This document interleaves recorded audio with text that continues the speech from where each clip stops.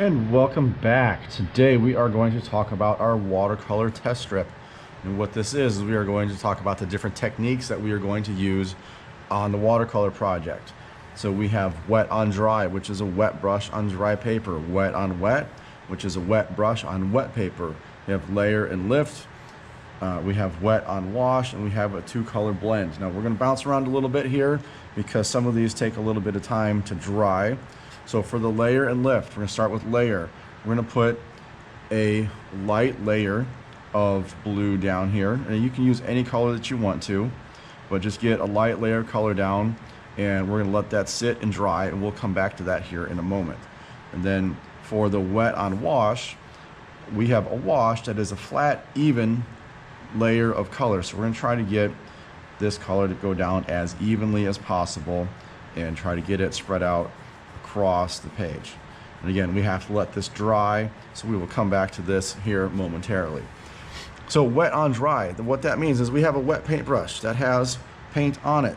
So we're going to go into our blue, we're going to load it up, we're going to roll the brush around, we got some water sitting in it, and what we're going to do is just make some dots, and we're just going to see the different things that we can do with the brush. If we can get a nice thin line, how that thin line can go out to be nice and thick, and how much we can actually do with just dipping the brush one time in the paint.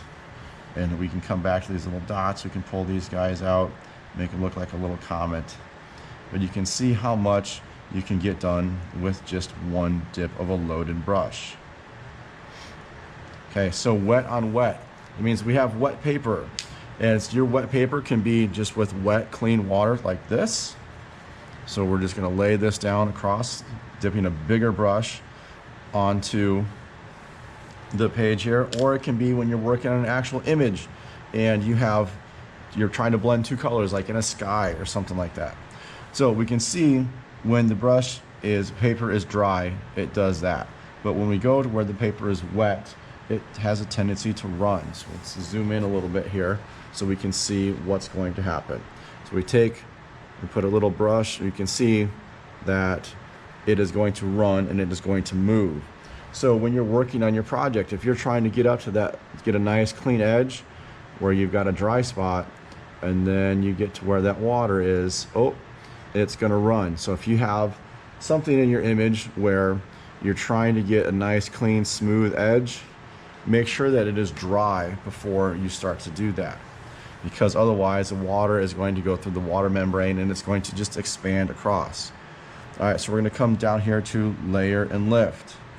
All right, so I've got one layer down here, so this is a 1, and we're going to go 2, 3, and 4. Basically what this is it's like shading with a pencil.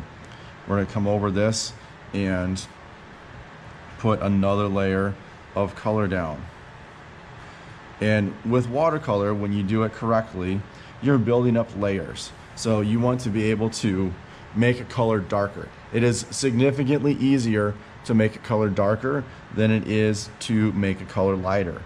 All right, so we're going to come back to this. And what it's mean by making a color lighter, sometimes you'll come in and you'll put some color down and you say, oh, that's way too dark.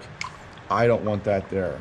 So then what we can do is come in with a brush that doesn't have any paint on it, and we can kind of lift some of that up. Sometimes it works better than others. It just depends on the paper and how much you've put down. So you can see some of this, if I keep cleaning the brush out, I can get this to lighten up a little bit, or I can lift this up.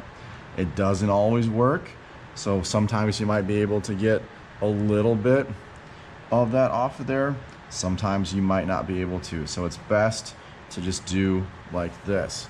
Now, we'll come back to layer here in a moment. So wet on wash. So we went earlier, we saw we put a wash down. Again, a wash is a flat, even section of color.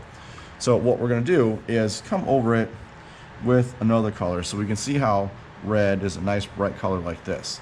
But when we go over our blue, you can see how sometimes, depending on how thick it is, it works out to where it covers it up, but it's not quite as bright of a red as we want it to be. If we come over here with a yellow and go across this blue, we can see that you can barely see it, and it has a little bit of a green tinge to it.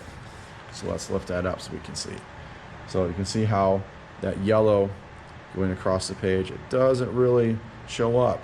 So because watercolor is inherently transparent, you aren't going to see as much of it as you would want to. Let's see if this is dry. All right. So we can come back up here to our blue and get the brush just right. And we're going to put a third layer over this. And I'm going to have to wait for this fourth color here. So you can see how we can go a little bit darker there, work that across. We have our 1, 2, 3, and we're gonna have to let that dry for a bit. So we'll come down here and do our 2-color blend.